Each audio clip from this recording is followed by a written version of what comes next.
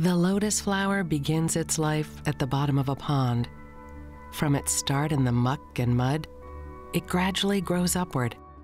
Climbing through the water's depth, it ultimately comes to the surface, and there it blossoms in all its beauty. Such is the inspirational journey our clients often travel with Safe Alliance. Coming to us in the worst moments of their lives, they gain the knowledge, resources, and tools they need so that, becoming empowered, they can not only heal, but also flourish. Different as their stories may be, our clients share the bond of surviving trauma.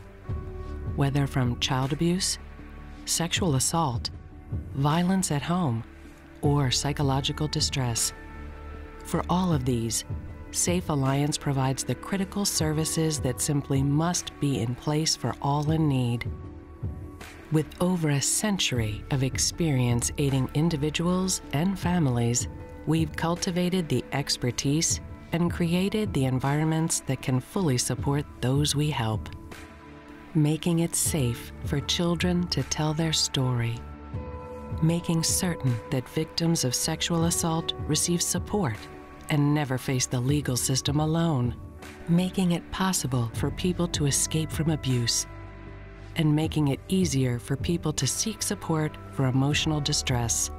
These are just some of the services we provide every day, and since we help more than 20,000 people every year throughout our region, the need for our services is great. This happens everywhere, happens more frequently than you know, in the lives of little kids who seem like everything's fine. We have our own separate space for them to come and feel safe, very child-friendly. They have a place to play. And at the beginning of any of our medical exams, we bring the child in and they get to pick out a handmade blanket from someone in the community. They're all donated, and they use the blanket to cover up during the exam. As adults, sometimes we don't realize the magnitude of that, telling of that story. We don't realize how brave that child is for stepping up, and to be able to continue through that, past the initial stage and make it to court and sit up there in front of the person who did these bad things to you and say, this is the person that did those bad things to me. That takes more bravery than I'll ever have to use to do anything in life. When a woman finds herself in a position of being assaulted or being raped, she typically doesn't want to go to her family. She wants to go to someone who doesn't know her, who she might never have to see again, and find some support and some direction for where she should go and what she should do. We're also here for people who have experienced other types of trauma. These clients are living on the edge, and in that situation, they don't know what to do because they've gone this far, and they need someone to say, this is your first step to turn this around. But when you show them that there is the capacity for that change, then slowly they start to see that they could be that person that they want to be, and that they just need a little bit of help getting there.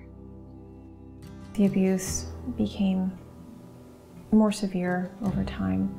And at one point tried to call the police, and he took the phone and smashed it and locked us in a room for a couple of hours. And the next time I tried to call the police, he actually ripped the phone jack out of the wall. So I was there with 2 children, no cell phone, obviously at that time, no home phone, no car, no access to money, no access to family.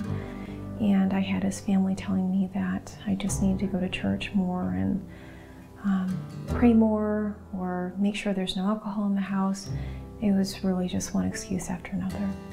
At that point in time, every day when I came home, I had to give him my cell phone, my car keys, my debit card, my teaching ID. I had to give him everything, and he would say I could earn it back if I did what he wanted. finally made the decision to go next door to my neighbors and ask her to call 911, and I was terrified that they wouldn't get there beforehand. And when he came home, they arrested him immediately. I never saw it. My kids never saw it.